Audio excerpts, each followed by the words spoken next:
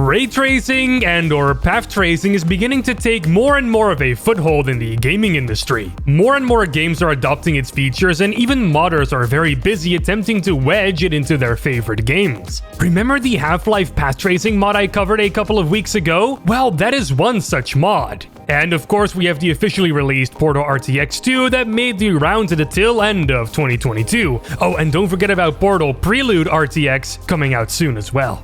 Well, we have more RTX news for you this week, and it's quite exciting news, because not only is somebody remaking Half-Life 2's Ravenholm with the Portal RTX Path Tracer, but NVIDIA also did something super cool. They open-sourced parts of their RTX Remix runtime. Say what? Let's get into it.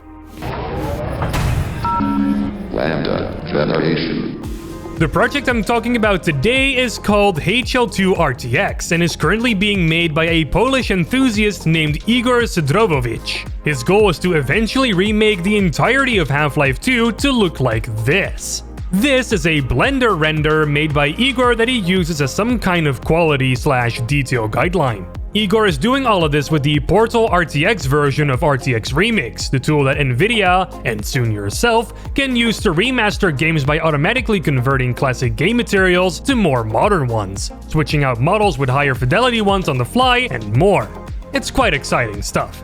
Our very own David from the dev team has also tried getting this path tracer to work with the mod version of Black Mesa with some pretty interesting results. The lighting and reflections are in a lot of cases a definite improvement in my opinion, although it doesn't work right all the time, and apparently it was also pretty tricky to get working too. The fully released RTX Remix tools will definitely be a whole lot easier to use than this. Igor's ambitions being super high, he's now mainly just busy trying to convert the entirety of the Ravenholm chapter, giving it brand new higher resolution textures with normal, specular, and metallic maps to really showcase what this modern lighting engine can do.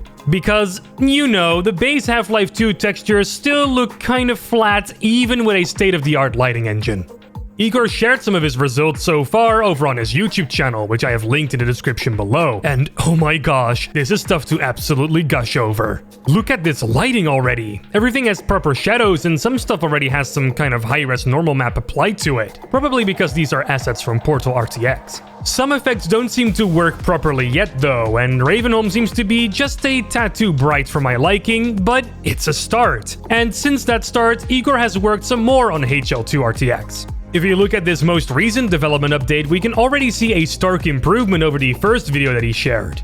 Igor has implemented his new textures into the game, and you can immediately see that the path tracer is going to town on these. We got proper reflections on wood and the cobblestone street, and the lighting reacts a whole lot more realistically on these new textures.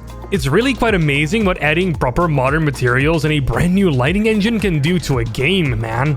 I would absolutely love to play through the entire game if it looked like this. The latest video that he posted, although being shorter, is still incredibly impressive looking. Igor replaced the water in the flooded machine room in Nova Prospect with properly refracting water, which RTX can of course just pull off somehow. Now, this might look a little bit goofy at first, but this is how water is supposed to refract stuff underneath its surface. Usually you may not see this effect too clearly in real life though, as water moves and sloshes around. It may not be entirely clear like this still fake video game water. There's no way modders can create a realistic water simulation in Source to go along with this. And that's a challenge, by the way. And that's kind of it for HL2 RTX for now. Igor told me that he will release the Ravenholm chapter to the public once it's all done as some kind of demo of things to come. He also mentioned that he has plans to open up a Patreon page or equivalent in order to raise money so he can get more people to join his team and contribute to the project. I imagine there's lots to be done. If you're interested in the development of HL2 RTX, then go ahead and find the links in the description below. You can follow its development on Twitter, Instagram, and of course, YouTube. Massive thanks to Igor for lending us his footage and his time. Now, loads of people have been trying to drop Portal RTX runtime into lots of other games to get path tracing into their favorite titles. But NVIDIA has done something incredibly cool and thrown a rather large bone to the community. They just open-sourced their RTX Remix runtime. Now, let me explain first what RTX Remix really is. It's going to be a super advanced modding platform that gives modders the ability to remaster classic DirectX 8 and 9-based games with path tracing, NVIDIA DLSS, AI-enhanced textures, and of course, user-created assets. It's composed out of two base components, the RTX Remix Creator Toolkit, which will soon be in early access, and the RTX Remix Runtime. The Creator Toolkit allows modders to tinker with basically everything from lighting to inserting new textures and models. The RTX Remix Runtime is what's going to subsequently make this work in-game by replacing the regular lighting system with a path-traced one, by replacing the standard assets and lighting with the new ones you assigned, and it does all of this on the fly. It even adds DLSS 3 and Reflex into the mix as well for improved performance. It's like witchcraft. So why is NVIDIA making the RTX Remix Runtime open source? Well, it's so that they can further empower the modding community for many games and to extend remix compatibility for more games. They also hope to extend the feature set of the RTX Remix Runtime to really be the most powerful remastering tool out there. If you look at this image right here, we can see exactly what parts they're open sourcing. Everything in gold is available on their GitHub page right as my sweet, sweet voice is coming through your audio listening device, and everything in gray is still NVIDIA proprietary. Now, this stuff is very technical, so let me boil this down to as simple of an explanation as I can boil it down to. NVIDIA is open sourcing everything that makes the RTX Remix Runtime work, except the part that makes sure the performance stays good, like DLSS 3. That requires a different license. It's definitely really cool of NVIDIA to let the community just play around with this stuff. It's absolutely key in creating and fostering a healthy and excited community around this, and I can honestly only see good stuff coming from this. Want to be part of that community? Well, you can! There's an RTX Remix Discord server that you can join to find like-minded people that you can either work with or show off your projects to.